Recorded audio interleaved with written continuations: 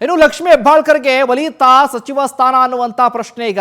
ಮಹಿಳಾ ಸ್ಥಾನ ಭರ್ತಿ ಬಗ್ಗೆ ನಾಳೆನೇ ತೀರ್ಮಾನ ಆಗುತ್ತಾ?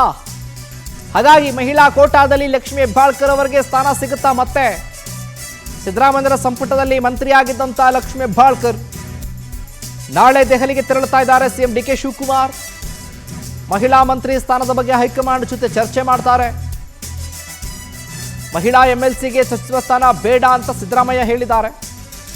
ಪರಿಷತ್ನ ಸದಸ್ಯಗೆ ಮಂತ್ರಿ ಸ್ಥಾನ ನೀಡಲು ಸಿದ್ದು ವಿರೋಧವನ್ನು ವ್ಯಕ್ತಪಡಿಸಿದ್ದಾರೆ. ಕೊನೆಯ ಕ್ಷಣದಲ್ಲಿ ಲಕ್ಷ್ಮೀ ಹೆಬ್ಬಾಳ್ಕರ್ಗೆ ಅದೃಷ್ಟ ಒಲಿಯುತ್ತಾ? ಸೀನಿಯಾರಿಟಿ ಪಂಚಮಸಾಲಿ ಕೋಟಾದಲ್ಲಿ ಹೆಬ್ಬಾಳ್ಕರ್ಗೆ ಸ್ಥಾನ ಸಿಗುತ್ತಾ? ಹೆಬ್ಬಾಳ್ಕರ್ಗೆ ಮಂತ್ರಿ ಸ್ಥಾನ ಕೊಡಿಸೋದಕ್ಕೆ ಸಿಎಂ ಡಿ ಕೆ ಶಿವಕುಮಾರ್ ಒಲವನ್ನು ವ್ಯಕ್ತಪಡಿಸಿದ್ರ? ಹಾಗಾದ್ರೆ ಈ ಕಡೆ ಅನ್ನಪೂರ್ಣ ತುಕಾರಾಮ್, ನಯನಾ ಮೋಟಮ್ಮ, ಖನೀಜ್ ಫಾತಿಮಾ ಕೂಡ ಮಂತ್ರಿ ಸ್ಥಾನಕ್ಕಾಗಿ ಡಿಮ್ಯಾಂಡ್ ಇಟ್ಟಿದ್ದಾರೆ. ಹೈಕಮಾಂಡ್ ನಿರ್ಧಾರದ ಬಗ್ಗೆ ಈಗ ಕುತೂಹಲ ಹೆಚ್ಚಾಗಿದೆ. ಯಾರಿಗೆ ಕೊಡ್ತಾರೆ ಅನ್ನುವಂಥ ಲೆಕ್ಕಾಚಾರ ಈಗ. ಒಂದ್ ಕಡೆ ನಾಗೇಂದ್ರ ಅವರು ರಾಜೀನಾಮೆ ಕೊಟ್ಟಿದ್ದೆ, ಅದರಲ್ಲಿ ಆ ಸ್ಥಾನಕ್ಕೆ ಯಾರನ್ನ ಆಯ್ಕೆ ಮಾಡಬೇಕು ಅಂತ.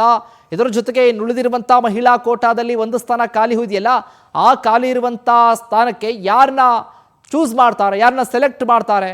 ಕೊನೆ ಹಂತದ ಲಕ್ಷ್ಮೀ ಹೆಬ್ಬಾಳ್ಕರ್ ಅವರು ಸಿಗುತ್ತಾ, ಅಥವಾ ನಯನಾ ಮೋಟಮ್ ಅವ್ರು ಕೊಡ್ತಾರಾ, ಅಥವಾ ಅನ್ನಪೂರ್ಣ ಅವ್ರು ಕೊಡ್ತಾರಾ? ಯಾರಿಗೆ ಸಿಗಬಹುದು ಹಾಗಾದರೆ ಅನ್ನುವಂಥ ಪ್ರಶ್ನೆ ಜೋರಾಗಿದೆ. ಯಾಕಂದರೆ ಸಿದ್ದರಾಮಯ್ಯರ ಸಂಪುಟದಲ್ಲೂ ಕೂಡ ಮಂತ್ರಿ ಸ್ಥಾನವನ್ನು ಪಡ್ಕೊಂಡಿದ್ದಂಥವರು ಇದೇ ಲಕ್ಷ್ಮೀ ಹೆಬ್ಬಾಳ್ಕರ್ ಅವರು.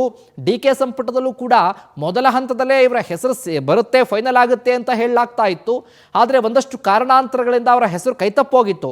ಎರಡನೇ ಹಂತದಲ್ಲೂ ಕೂಡ ಇವರ ಹೆಸರು ಭಾರೀ ಚರ್ಚೆಯಲ್ಲೇ ಇತ್ತು. ಆಗಲೂ ಕೂಡ ಇವರ ಹೆಸರು ಕೈತಪ್ಪಿ ಹೋಗಿದೆ.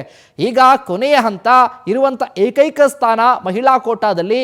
ಹಾಗಾಗಿ ಎಲ್ಲವನ್ನೂ ಕೂಡ ಹೊರತುಪಡಿಸಿ, ಸೀನಿಯಾರಿಟಿನ ಹೊರತುಪಡಿಸಿ ಕೊಡ್ತಾರ ಸ್ಥಾನವನ್ನು ಅನ್ನುವಂಥ ಪ್ರಶ್ನೆ.